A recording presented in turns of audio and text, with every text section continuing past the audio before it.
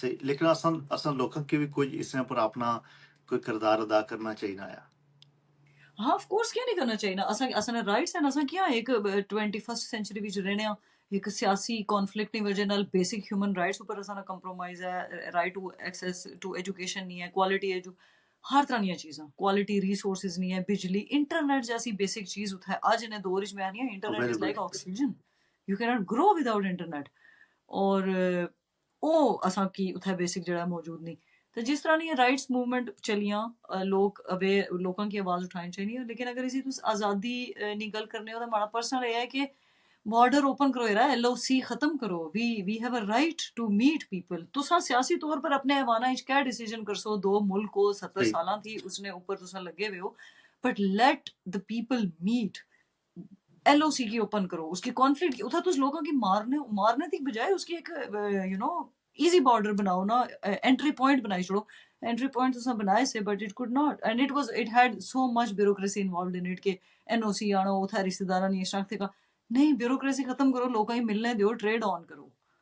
ਇਹ ਲੋਕਾਂ ਨਾਲ ਜ਼ਿਆਦਤੀ ਹੈ ਨਾ ਕਿ ਤੁਸੀਂ ਉਹਨਾਂ ਕੇ हाँ ਆਪਣੇ ਭੈਣਾਂ ਭਰਾਵਾਂ ਰਿਸ਼ਤੇਦਾਰਾਂ ਨਾਲ ਨੂੰ ਮਿਲਦੇ ਨੇ ਆਪਣੀਆਂ ਜ਼ਮੀਨਾਂ एग्जैक्टली ਮੈਂ ਤਾਂ ਬਲਕਿ ਇਸ ਚੀਜ਼ ਨਾਲ ਵੀ ਮੈਂ ਕਾਇਲ ਹਾਂ ਕਿ ਜਿਹੜੇ ਅਸਾਂ ਨੇ ਹਿੰਦੂ ਅਸਾਂ ਨੇ ਸਪੈਸ਼ਲੀ ਇਲਾਕੇ ਵਿੱਚ ਡਿਸਟ੍ਰਿਕਟ ਕੋਟਲੀ ਮੀਰਪੁਰ ਵਿੱਚ ਬਹੁਤ ਜ਼ਿਆਦਾ ਸਨ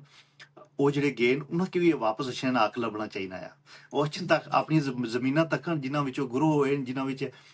ਜਿਸ ਤਰ੍ਹਾਂ ਮੈਂ ਤਾਂ ਤੁਸੀਂ ਜਿਹੜੇ ਵਾਪਸ ਜਾਣੇ ਆ कितनी असां की खुशी होनी है यस जिस तरह और मैं तो हालांकि तुसां ऐसा को कि जिला भी पता है कि अस जा ही सकने हैं ये थोड़ी है कि कोई ऐसा बिल्कुल कॉन्फ्लिक्ट च और पता नहीं कि जाई सकसा नहीं बिल्कुल जाई सकसा तो वो 17 साल तो वो ਜਿਹੜੇ ਨਾ एक दूसरे नाल नहीं मिले माड़ा ख्याल है कि उन्हें की दो मुल्कों की इंसानी हमदर्दी ने तहत ये गल सोचनी चाहिए एग्जैक्टली इससे ये हमारा भी ओपिनियन है कि मैं या हमारी सिर्फ ओपिनियन नहीं इस बारे विच ज़ाहिर है जेह्ड़ी अस इंटरनेशनल फोरम उप्पर कोई कम्म करी सकने आं अपने लिटरेचर ने थ्रू करी सकने आं अपनी एकेडमिक राइटिंग्स ने थ्रू करी सकने आं क्योंकि हुन एकेडेमिया दा एक्टिविज्म बड़े करीब न एक दूए ने एकेडेमिया भी बिल्कुल वो प्रैक्टिस नहीं रही कि लिखी लिखी पेपर ढेर लाओ ते लाइब्रेरियां च बंद करो तां तुसां ने प्रोफेसर थी इलावा कोई पढ़न ही नहीं लगा so बिल्कुल it has now taken the role of कि इसनी एक प्रैक्टिकल कोई आउटपुट होना चाहिए ना कोई प्रोडक्टिविटी होनी चाहिए इसने रिजल्ट इसनी ना प्रैक्टिकल रिजल्ट्स होने चाहिए रिसर्च ने इट्स नॉट ओनली कि कहानियां लिखने हैं होता बस जी थीसिस डिग्री लगी बिल्कुल सो आई थिंक हमारा तो ये ओपिनियन है हमारी दुआ भी है हमारी उम्मीद भी है और उस हवाले से हमारी जी अपना जितनी भी हमारी कैपेसिटी है ना हमारी कैपेसिटी कितनी है I am nothing but I think इस बारे में हाँ माइंडफुल होनी है हमेशा and I would keep on doing जड़ा कुछ हमारी कैपेसिटी है